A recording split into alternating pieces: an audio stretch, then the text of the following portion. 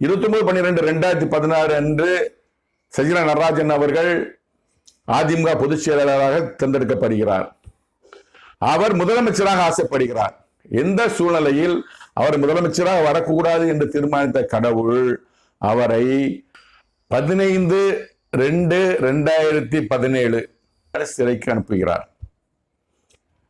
முதலமைச்சராக சசிகலா நடராஜன் அவர்கள் எடப்பாடி பழனிசாமி அவர்களை முதலமைச்சராக சசிகலா நடராஜன் தேர்ந்தெடுத்து சிறைக்கு செல்கிறார்.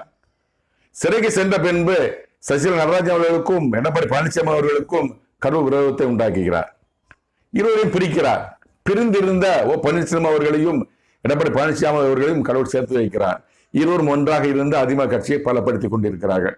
இப்பொழுது 7/5/2021 அன்று தமிழக முதலமைச்சராக மு க ஸ்டாலின் அவர்கள் பதவியேற்கிறார்கள். அந்த கட்சி தலைமையில் ஒற்றுமையாக இருக்கிறது.